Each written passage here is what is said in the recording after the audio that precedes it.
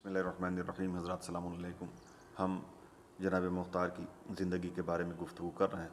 अभी तक जो सुना, चंद वाक़यात और भी ऐसे हैं कि जो पहले ही मालूम हो जाए और उनको सुन लिया जाए ताकि आगे आने वाले वाक़यात को आसानी से समझा जा सके। करबला में इमाम हुसैन अलैहिस्सलाम ने जनाब मुख्तार को बार बार याद किया, उनके लिए दुआ की, और 10वीं मुहर्रम को जब इमाम हुसैन अलैहिस्सलाम लश्कर यजीद के सामने और जो गुफ्तगू आपने वहाँ पर की है, जो बातें कही, उनमें भी जनाब मुख्तार का ज़िक्र आता है। और इमाम हुसैन अलैहिस्सलाम ने दुआ की कि इन अशकिया पर उस शख्स को मुसल्लत कर दे कि जो दिलेर और जवान है और मुख्तार सक़फ़ी के नाम से मशहूर है, वही इनको कासा है मर्ग तल्ख़ पिलाएगा। मुख्तार इब्न अबी उबैदा सक़फ़ी को इन पर ऐसा मुसल्लत कर दे कि वो उनमें से किसी को भी न छोड़े जिसने किसी को कत्ल किया है, उसको वो कत्ल करे, और जिस शक़ी ने उनमें से किसी को चोट या आज़ार दिया है, यानी ताज़ियाना या तमाचा लगाया है, उसको उसी तरीक़े से सज़ा दे। ये सब बातें मुख्तार इस गरज से करे कि मेरा और मेरे दोस्तों का और मेरे अहले बैत और मेरे पैरो मोमिनीन पर जो जुल्म इन अशकिया ने किए हैं उनका इंतकाम ले। ये जनाब मुख्तार के बारे में इमाम हुसैन अलैहिस्सलाम करबला में दुआ कर रहे हैं। आक़ा दरबंदी लिखते हैं कि हज़रत इमाम हुसैन अलैहिस्सलाम ने करबला में कई मरतबा जनाब मुख्तार के तसल्लुत का ज़िक्र फरमाया है और खुदावंद आलम से दुआ फरमाई है कि उन पर ग़ुलाम सक़फ़ी मुख्तार इब्न अबी उबैदा को मुसल्लत फरमा। यहाँ तक कि लिखने के बाद आप तहरीर फरमाते हैं कि मुख्तार के तसल्लुत की दुआ हज़रत इमाम हुसैन अलैहिस्सलाम ही ने नहीं की, बल्कि ये दुआ पंजतन पाक ने मुख्तलिफ़ मौक़े पर फरमाई है, और असहाब किसा के तमाम अफराद ने मौक़े मौक़े से हज़रत मुख्तार के खुरूज और उनके बदला लेने का ज़िक्र फरमाया है। तो बार बार पंजतन का दुआ करना, बार बार इमाम हुसैन अलैहिस्सलाम का जनाब मुख्तार का ज़िक्र करना, ये इस बात का सबूत है, और इससे ये यकीन हो जाना चाहिए हर सुनने वाले को कि जनाब मुख्तार की अहमियत क्या थी और उनकी अक़ीदतें अहले बैत अलैहिस्सलाम के साथ कैसी थी, कितना चाहते थे वो, और अहले बैत उनको कितना चाहते थे। अलगरज़ 28 रजब 60 हिजरी को मंगल के दिन मदीने मुनव्वरा से जब इमाम हुसैन अलैहिस्सलाम अपने काफ़िले को लेकर निकले हैं, तो पूरी तफसील आपको सबको मालूम है, उसकी तफसील में नहीं जाना है। आप मदीने से निकलकर 3 शाबान 60 हिजरी को जुमे के दिन मक्का मुअज़्ज़मा में आप वारिद हुए, आप पहुँच गए। जैसे ही आप मक्का मुअज़्ज़मा पहुँचे तो मक्के का जो वाली हाकिम था सईद इब्न आस मक्का से भागकर मदीने चला गया, और मदीने जाने के बाद उसने यजीद को पूरे हालात जो मक्के के थे वो लिखे, और उसने लिखा कि लोगों का रुझान तेज़ी से इमाम हुसैन की तरफ बढ़ रहा है। वाली मक्का का ख़त पाते ही यजीद ने ऐन मक्का में इमाम हुसैन अलैहिस्सलाम को कत्ल करने का मंसूबा तैयार किया। इमाम हुसैन मक्का मुअज़्ज़मा में 4 माह यानी शाबान, रमज़ान, शव्वाल और ज़ीक़ादा मुक़ीम रहे। यजीद जो बहर सूरत इमाम हुसैन अलैहिस्सलाम को कत्ल करना चाहता था, उसने ये ख़याल करते हुए कि इमाम हुसैन अगर मदीने से बचकर निकल जाएं तो मक्के में कत्ल हो जाएं, और मक्के से बचकर निकल जाएं तो कूफ़ा पहुंचकर शहादत पा जाएं।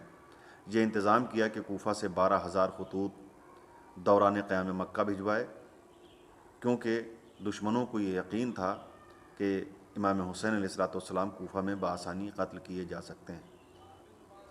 सकेंगे। ना यहाँ के बाशिंदों में अक़ीदे का सवाल है, ना अक़ीदत का। ये फ़ौजी लोग हैं, इनकी अक़लें भी मोटी होती हैं। यही वजह है कि शहादत इमाम हुसैन अलैहिस्सलाम से क़ब्ल जितने अफसर भेजे गए वो महज इस गरज से भेजे जाते रहे कि इमाम हुसैन अलैहिस्सलाम को गिरफ़्तार करके कूफ़ा ले जाएं, और एक अजीम लश्कर मक्के में इमाम को शहीद करने के लिए रवाना किया, और 30 खारजियों को हाजियों के लिबास में ख़ास तौर से भिजवाया कि जिसका क़ायद उमर इब्न साद था।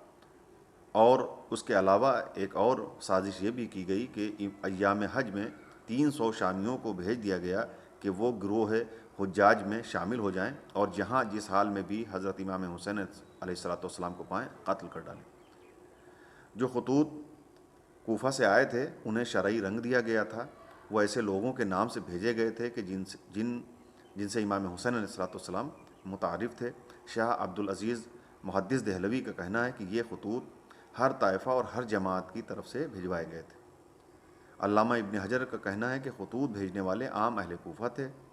ابن جریر کا بیان ہے کہ اس زمانے میں کوفے میں ایک دو کے علاوہ کوئی شیعہ نہیں تھا، یعنی بہت چند لوگ تھے کہ جو شیعہ تھے، اور ہم سب جانتے ہیں کہ ایک بڑی تعداد تھی جو اس وقت قید خانے میں تھی، تو بس چند لوگ ایسے تھے کہ جو مخلص شیعہ اس دور میں کوفے میں پائے جاتے تھے، جو اس وقت قید میں نہیں تھے۔ باقی زیادہ تر لوگ ایسے تھے کہ جو قید میں تھے۔ حضرت امام حسین علیہ السلام نے جب یہ خطوط آنا زیادہ ہو گئے تو آپ نے اپنے بھائی، چچا زاد بھائی جناب مسلم ابن عقیل کو حالات کا جائزہ لینے کے لیے کوفہ روانہ کیا۔ جناب مسلم ابن عقیل مکہ سے مدینہ تشریف لائے، روضہ رسول پر زیارت کے لیے گئے، نماز ادا کی، اور اس کے بعد اپنے گھر تشریف لائے، اور بہت صبح جنگل کے راستے سے آپ مدینے سے کوفہ کی طرف چلے۔ ان کے ساتھ 2 راہبر تھے اور آپ کے دونوں بیٹے محمد اور ابراہیم کی، جن کی عمریں 7 اور 8 برس کی تھیں، ان کو لے کر آپ کوفہ کی جانب چلے۔ راستے میں پانی ختم ہو گیا اور بہت دقتوں کے بعد اتنی زیادہ پریشانی راستے میں ہوئی کہ دونوں جو راہبر تھے وہ راستے میں دم توڑ گئے۔ بہت سی دقتیں برداشت کرنے کے بعد آپ کوفہ پہنچے، اور کوفہ جب آپ پہنچے ہیں تو سب سے پہلے آپ نے قیام جو کیا ہے وہ جناب مختار ابن ابی عبیدہ ثقفی کا مکان تھا۔ مختار نے انہیں اپنے مکان میں بڑی خوشی کے ساتھ ٹھہرایا اور ان کی پوری خدمت کی، اور جب بیعت کا سوال ہوا تو آپ نے حضرت مسلم کی سب سے پہلے بیعت کی اور کہا کہ اے مسلم، خدا کی قسم اگر امام حسین علیہ السلام کی خدمت کا موقع مل جائے تو ان کی حمایت میں اس درجہ لڑنے کا حوصلہ رکھتا ہوں کہ تلوار کے گھاٹ اتر جاؤں۔ یہ جناب مختار کا بار بار نام آنا اور بار بار جناب مختار کا ذکر ہونا پنجتن کے دعاؤں میں، ان کی گفتگو میں، اور پھر جناب مسلم کا جب کوفے آنا ہے اور سب سے پہلے جناب مختار کے پاس جانا، اس کا مطلب یہ ہے کہ جناب مختار اہل بیت کے کتنا قریب تھے اور ان پر کتنا بھروسہ کرتے تھے۔